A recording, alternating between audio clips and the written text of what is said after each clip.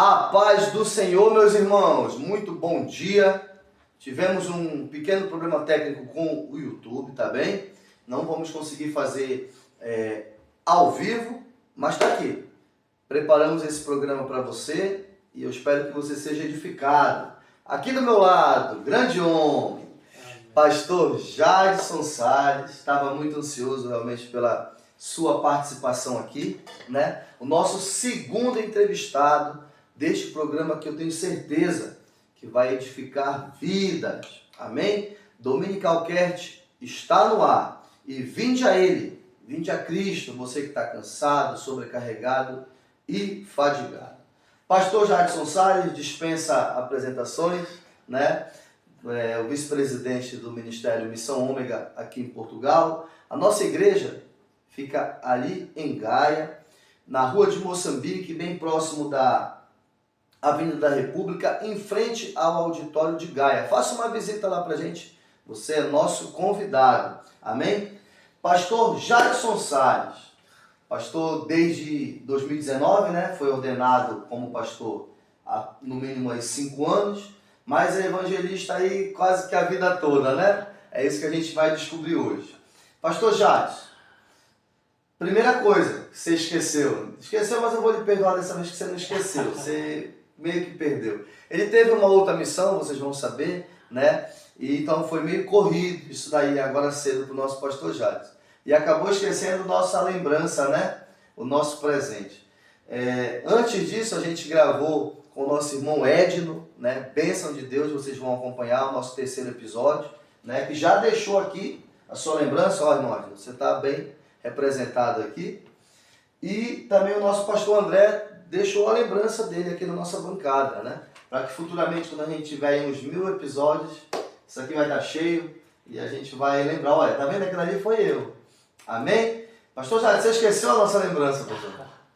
Muito bom dia para todos, a paz do Senhor Jesus. Eu quero dizer que é muito bom estar aqui, participando desse episódio tão importante para a nossa vida e para a nossa edificação espiritual. E assim, infelizmente o presente vai ter que ficar para a próxima, né? Devido à correria eu acabei esquecendo, mas na próxima semana o nosso irmão Micael vai estar apresentando essa lembrança aqui para vocês saberem o que eu reservei para deixar aqui de lembrança na nossa bancada muito especial desse podcast que edifica vidas. Né? E para mim eu quero já deixar aqui o agradecimento pelo convite, por estar participando desse projeto tão abençoado, que é um podcast que edifica. Né? E eu quero agradecer muito pelo convite, pela confiança de estar aqui. Para quem não me conhece, eu sou o pastor Jadson, como o Micael já apresentou, sou vice-presidente do Ministério Ômega, né? Missão Ômega, e sou pastor há 5 anos, sou casado há 15 e tenho um casal de filhos. Né? O meu filho fez ontem 12 anos, o filho mais velho, e a mais nova, anteontem, completou 9 meses. Né? E eu louvo a Deus por isso. Amém, amém. E veio diretamente de Terra Nova, na Bahia, né? Terra Nova. Exatamente. Eu pesquisei ontem, achei interessante, Terra Nova na Bahia. Hoje, nos dias atuais, 13 mil habitantes. Eu imagino quando o senhor nasceu, hein? Realmente era uma cidade muito pequena, né? Mas a gente já vai falar sobre isso. Sim. A primeira coisa que eu quero lhe perguntar é o seguinte, pastor Jadson, já partindo aí para os princípios, né? Quem é? Essa pergunta é de praxe, eu faço e vou fazer a todos, né, que sentarem aí nessa cadeira. Quem é Jesus Cristo para você? O que ele representa na sua vida? Essa é uma pergunta que é um bocado difícil de responder. É fácil, mas ao mesmo tempo é difícil de responder porque a gente não consegue dimensionar, né, o que Jesus de fato representa para nós com muita exatidão, com muita clareza. Mas a gente pode tentar explicar para as pessoas o que Jesus representa para nós. Um dia Jesus perguntou para os discípulos o que as pessoas falavam a respeito dele. E aí um deles respondeu: olha, estão dizendo que você Elias, é João Batista, ou um dos profetas. E depois Jesus virou para eles e perguntou: e o que vós dizeis que eu sou? E Pedro, tomando a palavra, disse: tu és o Cristo, o Filho do Deus vivo. Né? Pedro estava falando que Jesus, ele era o Senhor, ele é aquele que traz a salvação, a libertação da vida da humanidade. Então, assim, de uma forma muito simples, para mim, Jesus é o autor da salvação. Jesus é o meu melhor amigo, Jesus é aquele que me traz esperança, é aquele que mudou a história da minha vida, aquele que reescreveu para mim uma história diferente, porque quando eu olho para o contexto em que eu vivia, né, eu tinha tudo para dar errado.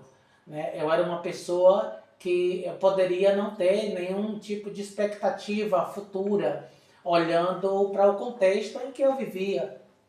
E aí eu entendo que Jesus, ele escreveu para mim uma história diferente, né? Porque nós já vamos falar um pouquinho sobre isso. Né? Eu não nasci em um berço evangélico, os meus pais não eram cristãos, os meus irmãos mais velhos também não. Eu venho de uma família de 10 irmãos, entre eles são 7 homens e 3 mulheres, e dos homens eu sou o mais novo, e no geral eu sou o segundo mais novo. Né? Porque mais novo do que eu só tenho uma menina. E nenhum de nós éramos crentes, e eu tive o privilégio de conhecer Jesus muito novo. Né? Me apresentaram Jesus muito novo, eu tive esse privilégio. Mas quando as pessoas olhavam para aquele ambiente onde eu nasci e convivi, né, as pessoas poderiam pensar: esse aí vai ser mais um alcoólatra, né? Mais um viciado, mais uma pessoa que vai ter o seu destino traçado pelo espiritismo. Né? E Jesus foi lá e mudou todo o contexto. Né? E Jesus foi lá e mudou toda a história. E ele escreveu para mim um futuro diferente. Então, para mim, Jesus é aquele que trouxe sentido para a minha vida e me deu um norte. Né? Jesus pôde mudar completamente a minha história, e eu pude perceber que não existe vida fora dele. Né? Eu estava assistindo agora há pouco a gravação do episódio com o nosso irmão Edno, e assim eu achei isso espetacular. Né? A gente saber que Jesus é aquele que nos aponta a salvação e nos mostra que ele de fato é o caminho, a verdade e a vida, e que ninguém tem acesso ao Pai a não ser por meio dele. E eu tive o privilégio de saber disso muito cedo. E, então, para mim, Jesus é a fonte de toda a salvação, é a fonte de vida. Jesus, se a gente for olhar para a Bíblia, Jesus vai dizer que ele não só é o caminho, a verdade, a vida. Ele disse: eu sou o alfa e o ômega, eu sou o princípio e eu sou o fim. O início de toda a vida está em Cristo, e o complemento de toda a história está nele também. João chegou a dizer que todas as coisas foram feitas por ele, e sem ele nada do que foi feito se fez. Então, para mim, Jesus é tudo, é a minha base. Eu não consigo mais viver. Tem um hino até que diz que aquele que já experimentou, né, do santo dos santos em outro lugar, ele não sabe viver. E é uma verdade. Eu, durante a minha trajetória de vida, de caminhada com Cristo, eu vivi muitos desafios, como todo crente vive. Aqueles que ainda não experimentaram disso, certamente experimentarão, né, e saberão daquilo que eu estou a falar. Né, que existem os desafios que a vida nos propõe diariamente, as dificuldades, os problemas, as tempestades, né, as adversidades, mas quando a gente conhece de fato Cristo, bebe da água, como ele falou para aquela mulher que estava ali à beira do poço, né, e Jesus pediu água para ela, ele disse: como tu, sendo homem judeu, pede água a mim, que sou uma mulher samaritana? E Jesus falou para ela: olha, se tu conheceras o dom de Deus e soubesse quem que lhe pede água, era tu quem lhe pediria, e eu lhe daria uma água, né, que fará no seu interior uma fonte que jorrará para a vida eterna. Você nunca mais vai ter sede depois que beber da água que eu te der. E aquela mulher pôde saber que Jesus estava se referindo à água do Espírito Santo, à palavra de Deus. Que quando a gente experimenta, a gente não tem necessidade de buscar dessa água em outras fontes, de experimentar outras coisas, a não ser dele mesmo. E quando a gente sabe disso, a gente passa as tempestades, os desafios, mas a gente não consegue se desligar dele. Estamos ligados, presos a ele. Paulo se sentiu prisioneiro de Cristo. Uma certa feita ele disse isso, né, que ele se sentia prisioneiro de Cristo. E a gente pode ver isso de dois aspectos. Primeiro, porque ele era de fato um prisioneiro fisicamente por pregar o evangelho, por pregar a palavra. Paulo foi preso diversas vezes por causa disso, mas ele também se sentia prisioneiro de Cristo porque depois de ter provado de Cristo, ele não conseguia deixá-lo, né? E eu muitas vezes, dos meus conflitos, nas minhas batalhas, nas minhas dificuldades, algumas vezes eu pensei, eu não vou dar conta, né? Eu não consigo. Mas quando eu olhava para a obra da cruz, para aquilo que Jesus operou na minha vida, o milagre da transformação que ele fez em mim, da maneira como ele escreveu a minha história e como ele me projetou para o futuro, eu disse, eu não consigo. Ainda que eu queira, eu não consigo, porque o amor de Cristo me constrange a servi-lo e a segui-lo cada vez mais. Amém.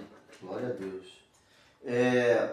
É muito bom, né, pastor, a gente falar desse Jesus, apresentar esse Jesus, né? Porque a gente sabe, né, há pessoas que infelizmente não conhecem ainda essa fonte, né, que jorra água viva, né? Há pessoas que não conhecem e a gente tenta encontrar palavras, é até difícil, né? É difícil. Achar palavras para apresentar esse Cristo maravilhoso. Amém. Continuando, e eu acredito que vai emendar com algumas coisas que você falou, até do seu testemunho, a gente gostaria de saber, né, como que foi a sua conversão, como que foi, eu imagino, né, como você disse, eram muitos irmãos, uma cidade, pelo que eu vi, muito pequena, naquela época, com certeza, menor ainda, em termos de habitantes, né, então era uma realidade muito diferente, certamente, dos dias de hoje, né, estamos falando aí, dos anos 80, não é? Sim. Então, como que foi a sua conversão naquela época? Como que Deus agiu? Como que Ele preparou aquilo ali? Aquele momento, né?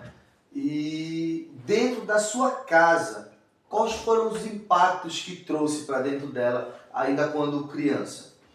Assim, às vezes as pessoas elas não têm noção do quanto é importante para nós, né, como igreja, ensinar as crianças, investir, né, no ensino da palavra, na pregação da palavra para as crianças. Às vezes a gente não tem noção disso, né, do quanto isso é importante, mas eu sou uma prova viva, né, desse trabalho que é feito com as crianças e de como isso resulta, né, porque na minha casa, como eu já disse no início, nenhum de nós éramos crentes, né? Nenhum de nós conhecíamos a palavra. Minha mãe já tinha sido crente, mas ela estava afastada. A minha irmã mais velha também já tinha experimentado do evangelho, mas também estava afastada.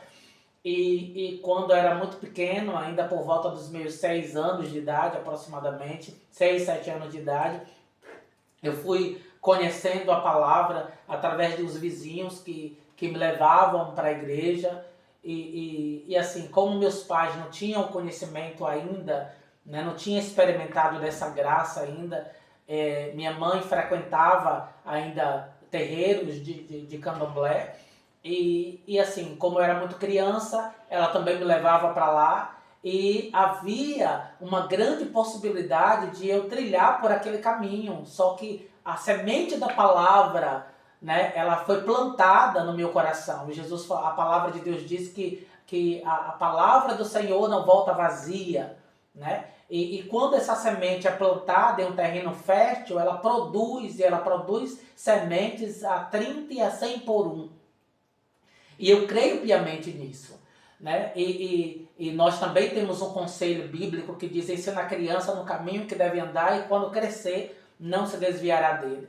Então, mesmo assim, estando ali naquele ambiente onde minha mãe era frequentadora dos terreiros de candomblé e muitas vezes ela me levava para aquele ambiente e depois os meus vizinhos me levavam para a igreja e eu ia ouvindo a palavra lá dentro da igreja e eu comecei a me interessar por aquilo e eu precisei confessar Jesus e quando eu fiz isso, confessei Jesus, tomei entendimento de que aquela era a verdade que liberta e que transforma e que era aquele caminho que eu queria trilhar, que eu queria seguir para a minha vida, porque tinha espelhos assim muito negativos em casa. O meu pai bebia muito, nós éramos muito pobres, nós vivíamos uma dificuldade muito grande financeiramente e ali eu estava sendo cuidado por esses vizinhos que me levavam para a igreja. Eles eram um casal de diáconos da primeira igreja batista em Terra Nova, que na época não era uma cidade emancipada, era apenas um povoado simples, né, que não tinha muita coisa. E naquela primeira igreja batista, na época tradicional, né, eu fui inserido naquele contexto, né, do evangelho, da palavra, e tomei gosto por ela. E quando eu fiz isso, eu deixei de acompanhar minha mãe para onde ela, nos lugares para onde ela frequentava. E ali eu decidi que eu queria servir de fato a Deus. E depois desse período de muita dificuldade, de muito problema que nós enfrentamos, graças a Deus, né, nós sabemos que quando nós temos o compromisso com a palavra, né, e nós nos dedicamos a servir a Deus verdadeiramente, essa salvação alcança os nossos, porque quando aqueles homens estavam presos, né, que eles oravam e cantavam, né, perto da meia-noite, Paulo e Silas oravam e cantavam hinos a Deus, e os outros presos os escutavam, e a Bíblia diz que Deus enviou ali um terremoto, os cárceres se abriram, e os presos foram soltos, mas todos permaneceram ali, e o carcereiro tentou tirar a sua própria vida, porque eles tinham a responsabilidade de manter as celas bem guardadas, e os presos ali bem guardados ali nas celas. Mas quando aquilo aconteceu, o carcereiro tentou tirar a sua vida, e Paulo disse: não faça nada contra si mesmo, porque nós estamos todos aqui. Né? E ele disse: mas o que aconteceu? O que eu posso fazer para também viver isso, para também ter essa experiência? Porque o que houve aqui foi algo sobrenatural. As cadeias foram abertas, um terremoto aconteceu e os cárceres se abriram. E ali Paulo apresentou Jesus para aquele homem, né? Mostrou para aquele homem que o que aconteceu ali foi algo sobrenatural, porque eles eram presos fisicamente, mas havia um exército de anjos que pelejava e que guardavam aqueles homens. E Paulo disse para ele: creia no Senhor Jesus Cristo e será salvo tu, e não somente tu, toda a tua casa também. E como eu criei nessa palavra, Deus foi alcançando um por um. A minha mãe partiu, mas minha mãe partiu crente. A minha irmã mais velha hoje é crente. Eu tenho outros irmãos que também são crentes, que também servem a Deus. E aí Deus foi fazendo a obra de salvação e alcançando os meus através da palavra.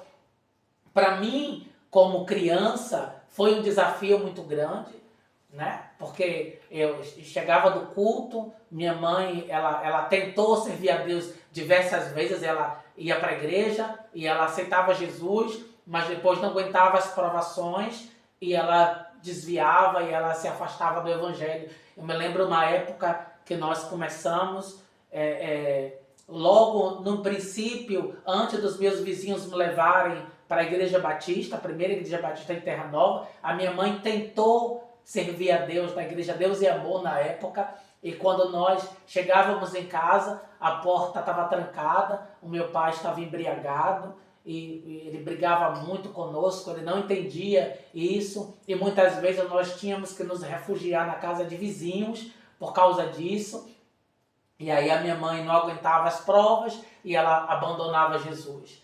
E aí foi quando esses vizinhos me levaram para Batista e eu continuei, né, aos poucos, e Deus foi salvando um por um, e graças a Deus o Senhor pôs ordem na casa, e hoje os meus conhecem a palavra de Deus e muitos deles já servem a Jesus.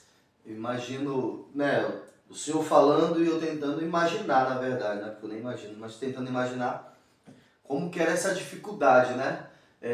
A sua mãe, como o senhor mesmo falou, não é, né, nos terreiros, nessa seita, tudo, e o senhor indo por um outro caminho. Em algum momento teve algum tipo de rejeição dela, no sentido de dizer, olha, você vai ter que ir, pois eu estou lhe levando. Que às vezes nós que somos pais, né, a gente quer que os nossos filhos sigam aquilo que a gente segue, né? Eu falo isso por experiência própria. A minha mãe também, quando eu cresci, né, cresci um pouquinho, eu lembro que eu tinha por volta também de 7 a 8 anos de idade, ela chegou até a me batizar na igreja messiânica, né, que é uma seita também que existe hoje, conheço muito bem ela por sinal. Mas eu não fui tão rápido quanto o senhor. Eu também tinha pessoas que me levavam para a igreja, uma igreja presbiteriana, e eu decidi, ali com mais ou menos 11 anos, que eu não queria aquilo para mim. Né? Por quê? Durante a semana minha mãe me levava para um lado. No domingo, geralmente sempre no domingo, tanto na EBD como à noite, estava na igreja presbiteriana. E eu vi que a verdade estava ali. O que se pregava ali era a verdade. E eu decidi.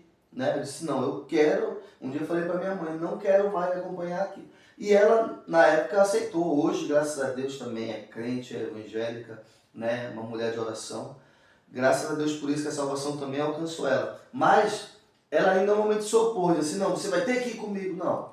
Graças a Deus, nesse sentido, ela me deixou trilhar o caminho, né, a Cristo. E no seu caso, os irmãos ali diziam, né, como você mesmo falou, às vezes chegava em casa, estava a maior bagunça, o furdunço, às vezes não tinham o que comer, né, e às vezes eu imagino as pessoas lhe cobrando. Eu imagino.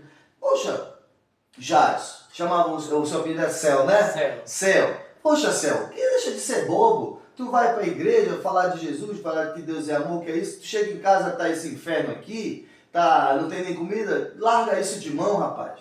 Eu acredito que de repente acontecia isso, né? Como que era na sua cabeça? Como é que funcionava isso? Na verdade, assim, durante muito tempo, até eu mesmo, antes de conhecer a palavra de Deus verdadeiramente, eu tive alguns conflitos durante esse tempo. Mas a Bíblia diz que a palavra de Deus é viva e eficaz.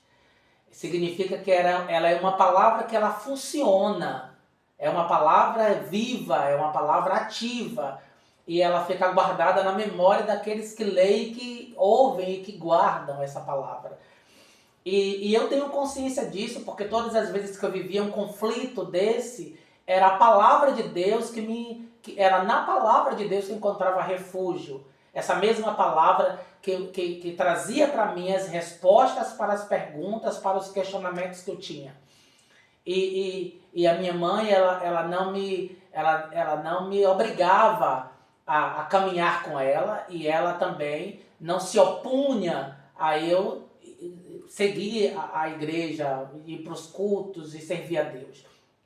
Mas eu me lembro de um episódio assim, que me marcou muito, num tempo de muita dificuldade que a gente viveu, né, que ela chegou a me questionar, né, do que adiantava eu ser crente. Né, do que adiantava eu ser crente, porque eu ia para a igreja e porque eu orava tanto, e porque que lá em casa a gente vivia tanta dificuldade, né, tanta problema. Eu tenho memórias de situações que eram traumáticas para mim, né? Como um jovem crente, como um adolescente crente, inserido numa família que não conhecia Deus. E eu me lembro de episódios assim que eram difíceis de serem digeridos, né? De brigas entre os meus irmãos, e de brigas entre os meus pais, e de situações de fome, de pobreza extrema, de eu ir para a escola e não tomar café, e eu voltar da escola e também não tinha comida, e de começar as aulas, e eu ficar preocupado com os meus livros, e algumas vezes eram esse casal de vizinhos que me levou para a igreja. Eles eram diáconos da primeira igreja batista de Terra Nova, da qual eu fiz parte durante bom tempo da minha vida, e eles me ajudavam com isso tudo, e algumas vezes eu tinha esse questionamento, né? Minha mãe algumas vezes me fez esse questionamento do que adiantava eu ser crente e viver num ambiente de tanta dificuldade, né? Do que adiantava tanta oração, porque nós não fomos treinados para o dia mau, né? Nós fomos treinados para ter uma vida de facilidade. E hoje muitos crentes, eles têm essa dificuldade. A Bíblia, quando Jesus conta a parábola do semeador, ele fala sobre a semente que caiu na beira do caminho, sobre a semente que caiu entre as pedras, e porque não tinha raízes, ela pereceu. E isso representa pessoas que ouviram a palavra, receberam a palavra, mas depois que vieram as dificuldades, depois que vieram os problemas, as tentações, como não tinha raízes, elas acabaram por perecer, né? Jesus um dia falou sobre aqueles que ouvem a palavra e guardam. E Jesus falou, essas pessoas são semelhantes àquelas outras que constroem a sua casa sobre a rocha. Quando ela guarda a palavra, ela constrói a sua casa sobre a rocha. E quando vêm os ventos e cai a chuva e combatem contra aquela casa, mas ela permanece firme, porque ela foi edificada sobre a rocha. Mas quando a casa edificada sobre areia, que ele fala sobre as pessoas que ouvem a palavra, mas que elas não guardam no coração, elas não vivem essa palavra, é semelhante àquelas pessoas que constroem a sua casa sobre areia, e quando sopram os ventos e cai a chuva e combatem contra aquela casa, e ela cai. E a Bíblia diz que é grande a sua queda. Então, assim, quando a gente de fato não experimentou desta água viva que Cristo ofereceu para aquela mulher à beira do poço de Jacó, quando nós de fato não experimentamos de uma relação íntima e profunda com Cristo, quando vêm as dificuldades, os problemas, as adversidades, os desafios do dia a dia, a gente não resiste, né? Os problemas nos afastam da presença de Deus. E assim, durante muito tempo na minha vida, eu me vi no meio desse conflito, mas para a glória de Deus eu bebi da água. Eu bebi, eu experimentei de Cristo e eu não conseguia deixar Ele. Paulo escreveu em Romanos 8:31, que diremos, pois, à vista dessas coisas? Né? Se Deus é por nós, quem será contra nós? Mais adiante ele disse, porque estou certo de que nem a morte, nem a vida, nem os anjos, nem principados, nem potestades, nem coisas do presente, nem do porvir, nem a altura, nem a profundidade, nem alguma outra criatura nos poderá separar do amor de Deus que está em Cristo Jesus, o nosso Senhor. Então, todas as vezes que eu era confrontado pelas dificuldades, quando as pessoas lá fora me falavam, né, menino, mas como que você aguenta? Né? Como que você suporta? Você não vai conseguir, né? Você não vai conseguir, você não vai dar conta. Né? Quando eu chegava em casa, chegava do culto e tinha aquele problemão em casa, e eu muitas vezes ia chorar, ia conversar com Deus, muitas vezes eu perguntava para Deus por quê. Né? Jesus, por que isso? Por que eu preciso viver isso? Por que eu tenho que viver isso? Por que justo eu? Por que a minha casa? Né? Porque as pessoas olhavam e elas pensam assim, o crente ele não pode viver dificuldade. Mas o crente ele é treinado no deserto.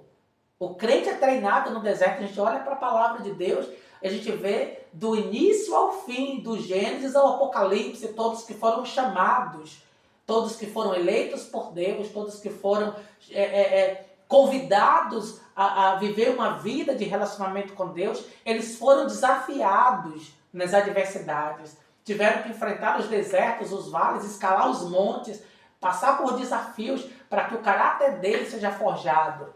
né? Para que ele tenha firmeza em Deus, para que ele saiba o que é viver com Deus. O próprio Cristo viveu isso na pele, né? Ele viveu os desafios, as tentações, as provações, as traições, né? As dificuldades, os apóstolos presos. Paulo disse que ele sabia passar fome, ele sabia o que era padecer necessidade, e a gente sabe que padecer necessidade é ter falta de recursos primários muitas vezes, né? Mas ele disse, mas eu sei em quem eu tenho crido.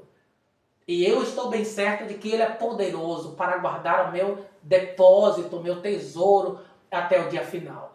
E eu precisei aprender isso muito cedo. Eu precisei entender que a minha vida com Deus independia de situações exteriores, né? Eu dizia para Deus, Senhor, eu quero te servir, eu estou pronto para te servir. Eu estou pronto para te servir. Com mantimentos da minha despensa ou com minha despensa vazia. Eu vou te servir a si mesmo. Ainda assim eu te dou graças. Mesmo indo para a escola muitas vezes sem ter um lanche, muitas vezes eu ia, Micael, pensando no lanche que a escola oferecia no horário de 10 horas da manhã. E muitas vezes eu não queria ir para a escola e a minha mãe dizia, você precisa ir para a escola, porque na escola vai dar o lanche às 10 horas e aqui não tem o café da manhã para te oferecer. E algumas vezes aquela expectativa era frustrada, porque eu ia para a escola e quando eu chegava na escola não tinha lanche. E eu tinha que passar a manhã estudando ali. E a barriga roncando. A barriga roncando, estômago vazio. E quando eu chegava em casa, minha mãe estava com a toalhinha sentada no sofá, chorando, porque não tinha o que me oferecer. E muitas vezes ela dizia, vai dormir que a fome passa. Né? Vai dormir que a fome passa. E aí eu te pergunto para você que nos assiste, para você que nos ouve, onde está edificada a tua fé? Né? Qual é a base da sua fé? Qual é a base da sua relação com Deus? Será que a sua fé está edificada naquilo que Deus é ou naquilo que Deus pode te oferecer? Porque quando nossa fé está edificada naquilo que Deus é, nenhuma adversidade nos arranca do lugar da comunhão com Ele, da intimidade com Ele. Mas quando a nossa fé está edificada naquilo que Deus pode nos dar, quando vem a dificuldade, a nossa fé não resiste, a nossa fé vacila e a gente termina nos afastando do propósito de Deus, né? E eu precisei entender que eu tinha que servir a Deus tendo e não tendo, né? E parece um paradoxo, porque depois de viver toda aquela adversidade, sempre vinha a provisão e o suprimento, né? Deus sempre mandava depois, né? Ainda que eu tivesse que passar por aquele primeiro momento de dor, de dificuldade e de sofrimento, e depois Deus sempre mandava o recurso. Logo em seguida, Deus mandava a provisão, Deus mandava a resposta, Deus revelava para mim o seu cuidado. E assim, em tudo isso eu vejo o amor de Deus, porque nesse período, Micael, e para vocês que nos ouvem e nos assistem, Deus estava moldando o meu caráter, Deus estava me ensinando, né, como é importante a gente servir a Deus por aquilo que Deus é, né? A minha relação com Deus não é uma relação de troca ou de barganha. A minha relação com Deus está baseada na obra da cruz, naquilo que Ele operou para mim ali no Calvário, na redenção que Ele trouxe para minha alma, porque é para isso que eu vivo, né? Eu vivo em função do projeto que Deus estabeleceu para minha vida. Que não é um projeto humano, não é um projeto físico, não é um projeto palpável, não é um projeto que tá ligado apenas a essa terra, naquilo que é visível e palpável, mas tá apontando para a eternidade. E é para isso que eu vivo, e é por isso que ninguém me tira do lugar da comunhão e da intimidade com Deus, porque eu precisei aprender que servir a Deus não é depender do que Deus tem para me dar, mas depender daquilo que Deus é para a minha vida. Oh, bênção de Deus. Tá enraizado, né? Tem raiz. É como a gente vê lá na minha cidade, lá no Brasil, tem muito açaizeiro, né? O pessoal conhece muito açaí, mas não conhece muito a açaizeiro, a árvore. E aquela palmeira, que é uma palmeira, rapaz, vem o vento, vem a tempestade, a bichinha só volta a triscar, até umas que trisca no chão a folha. Mas quando passa a bicha volta, ó, tá em pé, não quebra, tá enraizada, não arranca. E o apóstolo Paulo até fala, né, pastor? Quando o senhor falou da dificuldade de conseguir suportar tudo aquilo, não pelo que, muito bem colocado, não por aquilo que Deus pode lhe oferecer, mas pelo que Ele é na nossa vida, né? E ele diz assim, olha, eu posso todas as coisas naquele que me fortalece, né? Você podia passar por tudo aquilo porque Deus te fortalecia. E as pessoas, infelizmente, levam para o outro lado essa palavra, esse versículo, né? Diz assim, eu posso tudo. Eu estava até comentando essa semana com alguém. Eu posso tudo, eu sou o melhor, eu vou ter o melhor, eu vou ter o melhor carro, a melhor casa, eu vou ser o melhor. Porque Deus me fortalece. Não. É nesses momentos, momento da angústia, da fraqueza, da dificuldade, que a gente suporta, né? Que a gente vai conseguir suportar, porque Deus é a nossa fé, a nossa fortaleza. Ele que nos fortalece. O escritor do livro de Eclesiastes, ele diz que tudo aquilo que sucede ao ímpio se sucede ao justo. Né? Tudo, exatamente tudo. Nós estamos aqui como homens e estamos sujeitos às adversidades, porque da mesma forma que o ímpio fica desempregado, ele fica doente, né? Ele passa dificuldades financeiras e ele adoece e morre, né? E às vezes, para as pessoas entender isso, elas têm dificuldade quando um crente ele vive um colapso financeiro, quando ele tem problemas familiares, ou quando ele é dispensado do seu trabalho, quando ele vai ao médico e recebe um diagnóstico de uma doença incurável, ou quando ele vai viajar e ele sofre um acidente de carro grave e fica em uma situação muitas vezes de uma pessoa vegetativa, enfim.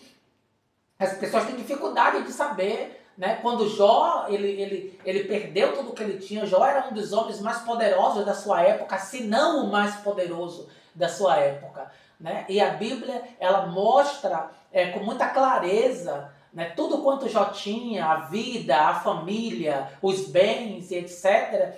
E aí o diabo disse, mas Jó tem tudo, Jó tem essa vida contigo porque você cerca ele de bens.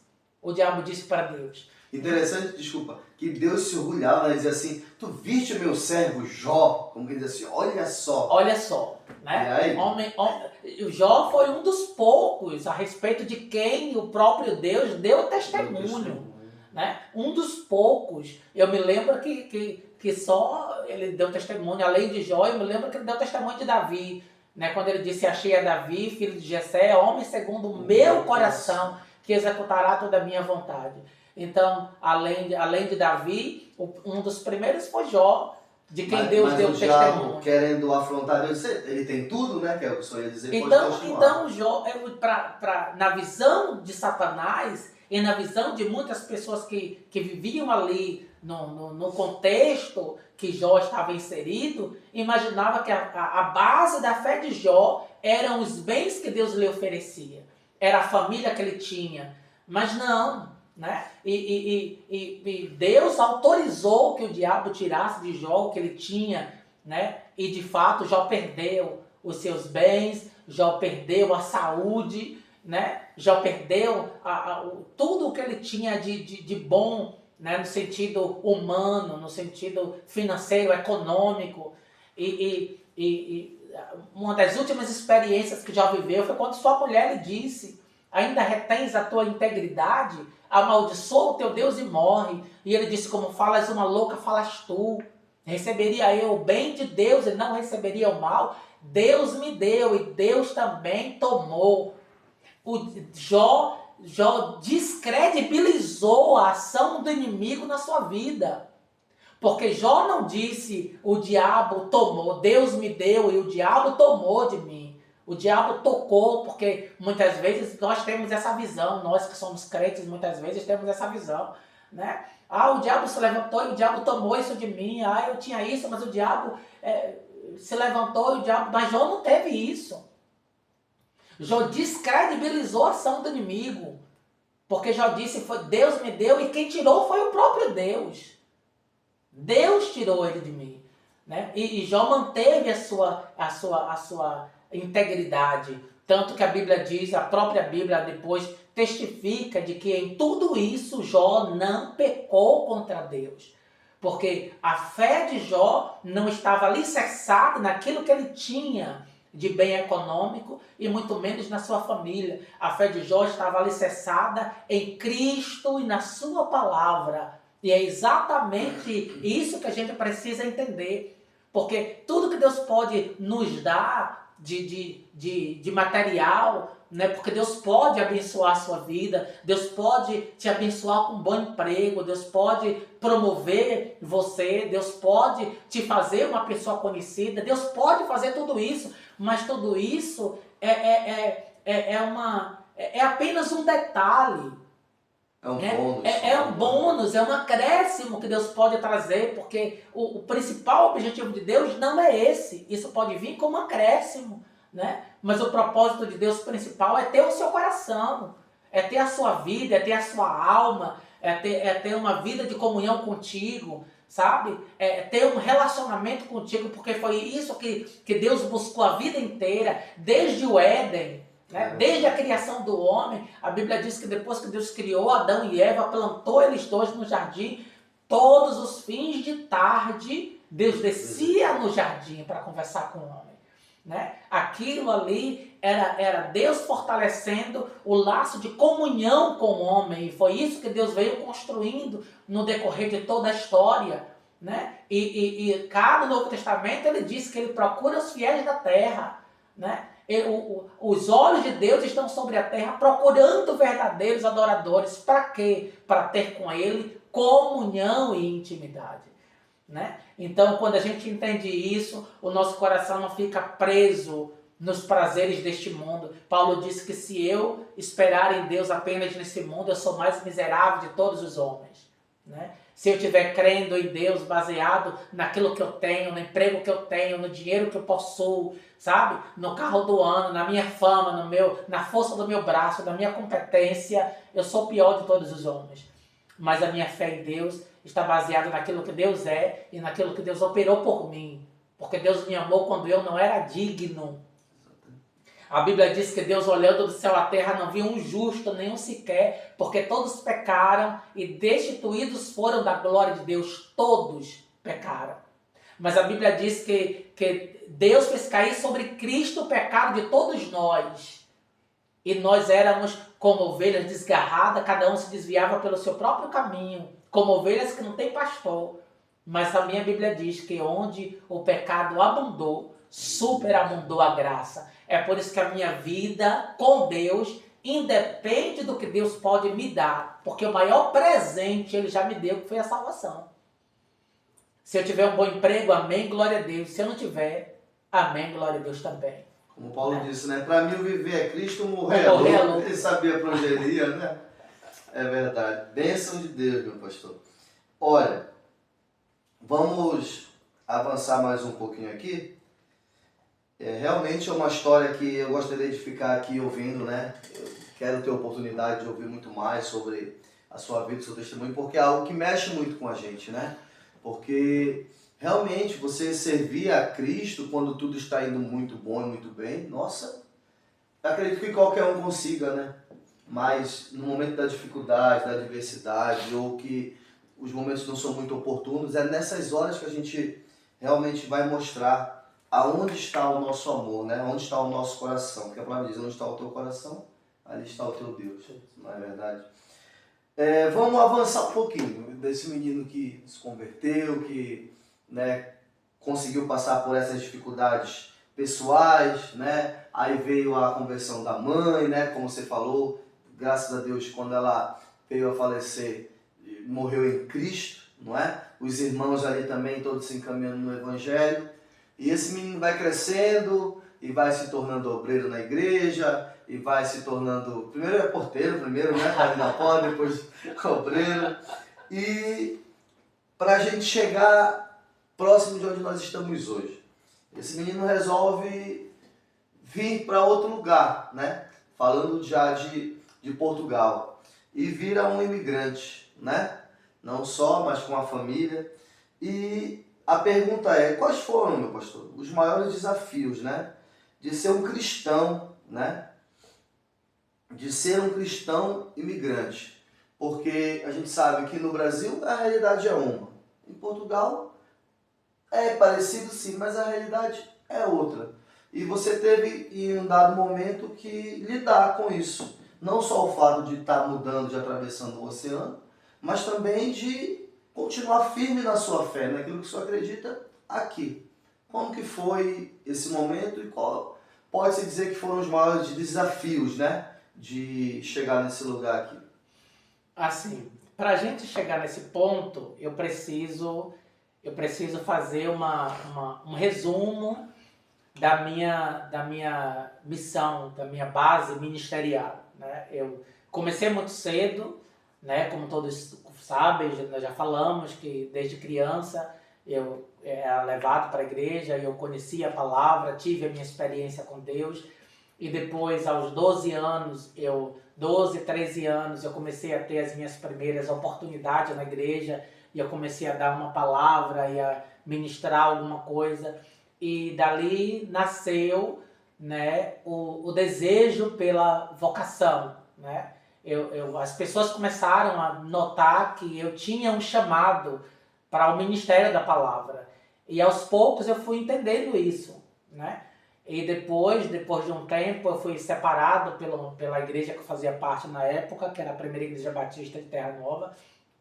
Eu fui separado como aspirante ao Ministério da Palavra, e eu fui matriculado no Seminário Teológico Valdomiro Luiz de Souza, lá em Salvador, e eu fiz seminário durante um tempo, e depois eu fui separado como evangelista do ministério, eu exerci o ministério como evangelista durante muito tempo, né?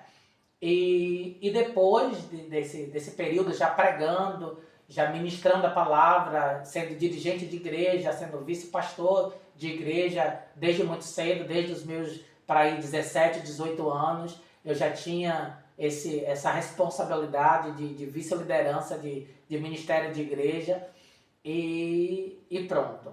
E essa base, ela serviu de estrutura para mim, né, para minha vida. E desde então, pregando, evangelizando, a gente sabe que é muito fácil, né, pregar o evangelho no Brasil, né? As portas lá são muito abertas, e fazendo evangelismo de rua, e fazendo cruzadas evangelísticas, e saindo do domingo é o dia de maior movimento, que nós vamos para a igreja 3 vezes ao dia, de manhã cedo, escola bíblica dominical, à tarde 2 horas, 2h30, evangelismo de rua, à noite 18, 19 horas, culto de celebração. E aí nós estávamos sempre em muita atividade, em grande atividade lá no Brasil. E depois de um tempo, já servindo ao Ministério da Palavra durante muito tempo lá no Brasil, então há 6 anos atrás, há 9 anos atrás, melhor dizendo, né, surgiu a oportunidade de vir do Brasil para cá, né? A princípio, por uma questão de trabalho, né? A ideia era vir para cá para trabalhar. Só que Deus tem os seus planos, né? O Senhor tem os seus planos, Ele tem os seus projetos que muitas vezes são desconhecidos de nós, né? E eu me lembro que quando surgiu essa oportunidade de vir para Portugal para trabalhar, eu me lembro que eu recebi uma mensagem de uma irmã, e ela disse para mim que ela ficou sabendo que eu estava vindo para Portugal trabalhar, e ela perguntou para mim se era verdade, e eu confirmei que sim. E ela perguntou o que eu viria fazer, e eu disse: eu estou indo para trabalhar, né? E ela me disse: olha, eu quero que você saiba de uma coisa, né? O seu trabalho é o álibi de Deus para plantar você naquela terra, porque Deus tem contigo um propósito diferente. E eu desconhecia um pouco desse propósito, porque quando a gente pensa, nós que somos crentes, ministros da palavra, evangelistas, pastores, missionários, a gente quando pensa nos países que precisam da pregação do evangelho, os países mais carentes, a gente pensa nos países mais pobres, né? Muitos de nós pensamos em alguns países da África, né? Em alguns outros países onde a carência é muito grande, mas a gente não pensa muito em Portugal, na Europa, né? E eu não pensava muito nisso, né? E eu me lembro que quando eu cheguei aqui, a primeira mensagem que Deus me deu foi no livro de Oséias, capítulo 3. Aviva, ó Senhor, a tua obra. E eu não sabia por que Deus estava trazendo ao meu coração aquela palavra. E só depois eu fui entender que Portugal e a Europa estão precisando de um avivamento espiritual muito grande. Porque quando eu cheguei aqui, eu percebi como era difícil, né? Como é difícil a vida do crente aqui na Europa. E eu vivi esse desafio na pele. Eu conheci algumas pessoas que vieram do Brasil, crentes, e chegaram aqui e se perderam.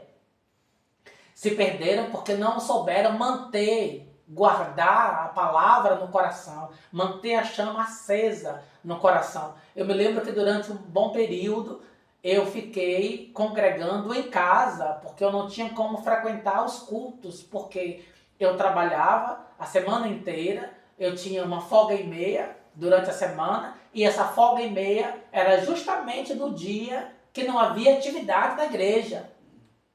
E como não havia atividade da igreja na minha folga, eu não conhecia o lugar, eu não conhecia outras igrejas, eu ficava na internet procurando igreja, né? Procurando cultos, querendo saber de alguma coisa para poder eu me inserir ali novamente no corpo da igreja, e eu tinha grande dificuldade. E aos poucos eu fui entendendo que Portugal precisa urgentemente de pessoas dispostas para empreender esforços para pregar o Evangelho. E eu encontrei muita dificuldade. Hoje eu entendo que, por uma questão cultural, Portugal é muito diferente do Brasil, né? Aqui os critérios que nós utilizamos para pregar o Evangelho são outros, né? As armas que nós precisamos usar para pregar o Evangelho são outras. A gente precisa ter muita sabedoria, né? Ter muita determinação. A igreja tem um desafio muito grande pela frente, né? De manter a igreja firmada nos princípios da palavra, não se corromper e se manter firme na pregação do Evangelho, porque você que vem de um país onde é muito fácil para você manter a sua fé, pregar o Evangelho e ter uma igreja em cada esquina, e você se encontrar aqui no lugar onde o Evangelho é muito mais restrito, né? Onde você não tem muita liberdade para pregar o Evangelho como você tem lá, né? Porque aqui você tem liberdade, porque aqui nós temos liberdade de fé, né? Liberdade de crença. Lá aqui ninguém é perseguido por ser crente, né? Mas aqui você não pode usar os mesmos recursos que você usa no Brasil, como por exemplo, lá a gente pegava uma caixa de som, um microfone, ia para a rua e pregava o Evangelho em cima de um carro, né? Na caçamba de um carro, e a gente corria a cidade inteira pregando o Evangelho. Aqui você não vê isso. Eu lembro que eu tinha, inclusive está no meu Facebook essa foto, eu tinha um caminhão, aí um dia chegaram lá no meu negócio, né? Outros irmãos de outra igreja, né? De uma Assembleia de Deus que tinha lá próximo. Eu disse, irmão, só não empresta seu caminhão pra gente fazer. Pra que isso? A gente vai fazer um culto aqui ao ar livre e tal. Rapaz, eu só fiz estacionar o caminhão, subiram lá em cima e botaram a banda pra tocar e tudo. Isso é inimaginável aqui, não é? Inimaginável. Nós tínhamos, na minha cidade, um projeto que nós intitulamos ele de Projeto Vagalume. Esse Projeto Vagalume, por que Projeto Vagalume? Porque era um projeto que acontecia à noite. Então a gente pegava uma caixa de som, pegava um microfone, pegava um radinho que tocava CD, e a gente ia com um grupo de pessoas, um grupo de intercessores, e a gente ia para as ruas. Cada semana, acontecia nas quintas-feiras, cada semana num ponto específico da cidade, e ali a gente pregava o Evangelho para aquela rua, a rua inteira ouvia a palavra. A gente não tinha dificuldade de interceptar as pessoas nas ruas e pregar a palavra, falar de Jesus. Então são estratégias que aqui são difíceis de serem executadas. A gente sabe que a igreja ela é um organismo vivo e dinâmico. E a gente sabe que Deus ele dá para a igreja estratégias específicas para se pregar o Evangelho. E por mais dificuldade que a gente tenha, sempre teremos da palavra e do Espírito estratégias para continuar levando o evangelho para as pessoas, né? Mas, assim, aqui a pregação do evangelho encontramos mais dificuldade na pregação do evangelho. E eu me lembro que quando eu cheguei aqui, eu ouvi uma coisa que me chocou muito, né? Uma pessoa disse para mim: esqueça esse negócio de crente. Esqueça, porque aqui é trabalho, aqui você não vai ter tempo de ficar carregando a Bíblia, indo para a igreja, dizendo que é crente, pregando o evangelho. Esqueça isso, porque aqui você não vai ter tempo disso. E eu respondi para essa pessoa: de mim, você pode tirar tudo, menos Jesus. Eu posso perder tudo, mas a minha fé, irei manter viva até a eternidade. E assim foi. Eu me mantive em casa até encontrar uma igreja para congregar, até conseguir congregar numa igreja, né? E aí eu comecei a frequentar os cultos. Eu me lembro que eu conhecia uma igreja logo que cheguei aqui, mas como eu comecei a trabalhar, eu tive dificuldade de congregar por causa dos horários de folga. E aí o pastor usou uma estratégia, colocou um culto numa segunda-feira à tarde para que eu conseguisse cultuar. E aí eu consegui cultuar. E depois de um tempo eu consegui uma folga no domingo pela manhã. E nesse domingo pela manhã eu comecei a cultuar também. E aí começou a facilitar meu ingresso na igreja. Mas assim, ser crente na Europa é muito desafiador. Para o crente imigrante, para o crente que tem que trabalhar, para o crente que tem que manter a sua casa, né? Para o crente que tem compromissos a cumprir aqui, para o crente que não é aposentado, né? E ele tem que trabalhar para correr atrás dos seus ideais. Então, para ele se manter, né? Conciliar o trabalho, a correria, a agitação da vida de imigrante, legalização e a fé, né? Com os compromissos com a igreja, não é fácil, mas é possível, né? Não é fácil, mas é possível. Inclusive, a pergunta que eu ia fazer para o senhor, que vai caber nisso, é como conciliar, né? Nos dias de hoje já, como conciliar a vida de pai, né? A vida de marido, a vida de pastor e de sushi man ainda, né? Que ainda tem o trabalho. Olha, para quem não sabe, é um sushi man de mão cheia. Olha, foi o que me falaram, porque eu particularmente ainda não provei, vou provar. Mas como conciliar, pastor? A vida pastoral, né? A vida de pastor com a vida de pai, como é que o senhor faz para tentar encaixar tudo para que tudo vá bem, não é? É assim, é um desafio constante, mas para isso, para entender como conciliar isso, a gente precisa saber do princípio estabelecido pela palavra, né? Eu preciso entender biblicamente que meu primeiro ministério é a minha família, né? A minha casa é o meu principal compromisso, é com quem eu preciso ter o maior compromisso, é com a minha casa.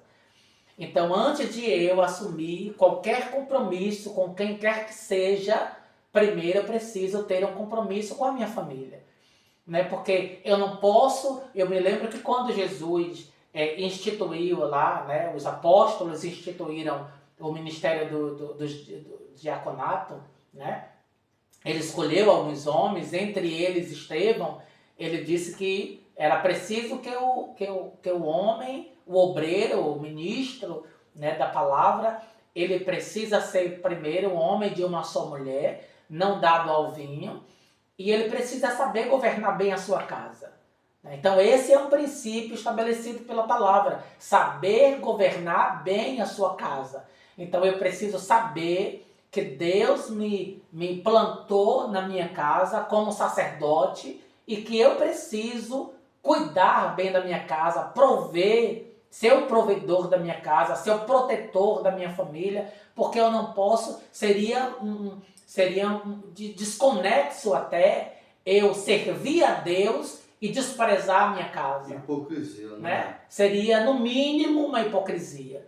Então, para eu estreitar a minha relação com Deus, para eu estreitar a minha intimidade com Deus, eu preciso cuidar bem da minha casa, porque a minha casa a igreja é uma extensão da minha casa, né? Eu preciso entender isso, porque a Bíblia fala que quando eu não estou bem com a minha esposa, né, a palavra diz que até as minhas orações elas são impedidas. Né? As minhas orações são impedidas porque na igreja é muito fácil, né? A gente ser crente, a gente servir a Deus, mas e em casa? Né? Como que é a nossa vida em casa? Né? Como que é o meu testemunho em casa? É por isso que eu sempre digo que a melhor forma da gente pregar o evangelho é com a vida. Né? A nossa vida precisa pregar mais que as nossas palavras. Existem pessoas que têm um belo discurso, que têm uma bela oratória, que fala muito bem, que se expressa muito bem, que sabe articular bem as palavras, mas a vida está distante do propósito que Deus estabeleceu para ela. Então, eu preciso primeiro cuidar bem da minha casa, preciso cuidar bem da minha família, porque isso é o que vai provar que de fato eu sirvo a Deus. Né? Porque eu preciso ser exemplo na minha casa. Então eu preciso partir desse ponto, né? Que a minha casa é a minha prioridade, é a minha base. Então todo o meu compromisso com o trabalho precisa girar em torno disso. Meu compromisso com Deus precisa girar em torno disso. Então não é fácil para mim como pastor, né, de igreja. Primeiro eu tenho que ser pastor em casa, né? E depois de ser pastor em casa, ser pastor na igreja, né? Cuidar do rebanho que Deus me confiou, zelar por ele, como quem vai dar conta dele um dia para Deus.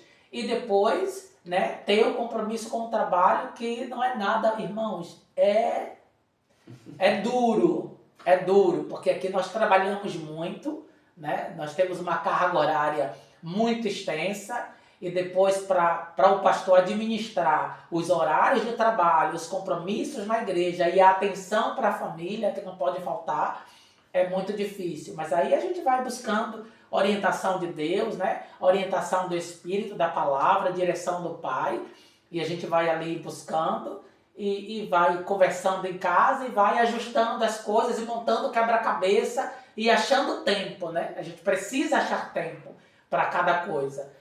O meu filho, ele sempre me cobra. Quando eu gasto pouco tempo com ele, ele já me cobra. Papai, o senhor precisa sair comigo. Eu preciso da sua companhia. E aí eu vou organizando tudo debaixo da direção do pai. Não deve ser fácil mesmo, é verdade, meu amigo. Ó, a gente tinha muita coisa para conversar. Para falar a verdade, ainda faltava pelo menos uns 3 tópicos aqui. Mas quando a conversa é boa, o tempo voa. Rapaz, como é que pode, né? Eu olhando pro relógio, já foi. Já temos aí mais de 1 hora de entrevista, né? O pastor já vai entrar no trabalho, já está quase que atrasado. Agradeço muito mesmo por você ter tirado esse tempinho precioso para ter vindo aqui com a gente, compartilhar um pouco da sua vida, do seu ministério pessoal, do seu ministério como pastor, né, da igreja que eu faço parte. Né? Certamente, aonde essa palavra chegar, será bênção. Mas eu gostaria que o senhor deixasse aqui suas considerações finais, né? Se tiver algum agradecimento para fazer, e uma mensagem para aquele pastor que está num momento não tão legal, né? Talvez ouvindo a sua história, vendo o que Deus fez na sua vida, né? Mesmo em meio a toda aquela dificuldade, Deus ele tinha um plano. É como a situação daquela mulher que foi pega em pecado e levaram ela ali para acusar diante de Jesus, e Jesus estava agachado, né? Escrevendo ali na areia, né? E a gente até costuma brincar dizendo que Cristo estava escrevendo uma nova história para ela, né?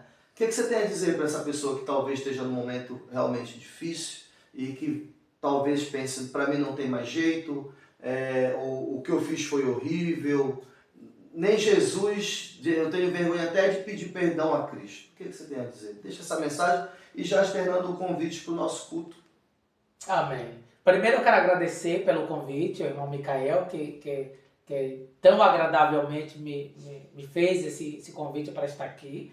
Na verdade, me fez me fez romper com uma dificuldade que eu tenho muito grande com as câmeras, né? Mas eu precisei romper com isso Você hoje. saiu muito bem. Para estar aqui compartilhando da palavra. Quero agradecer por esse momento tão precioso.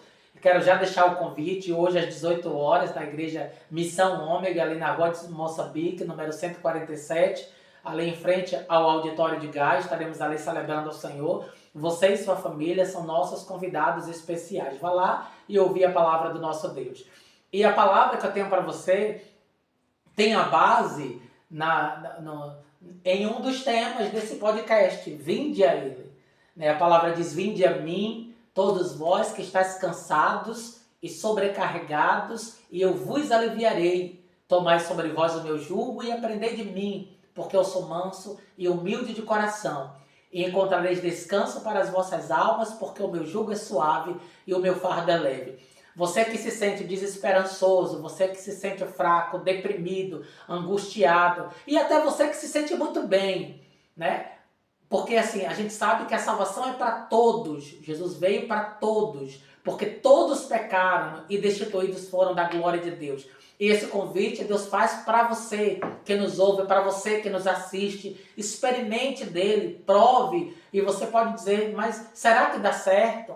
Né? Será que eu consigo ser crente? Será que eu tenho vocação para isso? Existem pessoas que até acham que elas não nasceram para ser crente.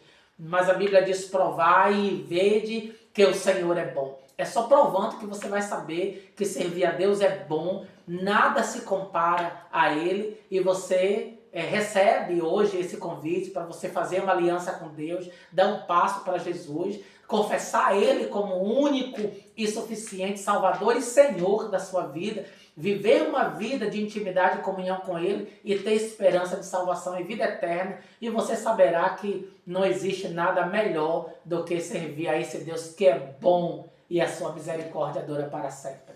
Deus te abençoe. Até a próxima. Aleluia! Muito obrigado. Dominical Cast vai ficando por aqui. Um grande abraço e até domingo que vem. Amém. Tchau, tchau.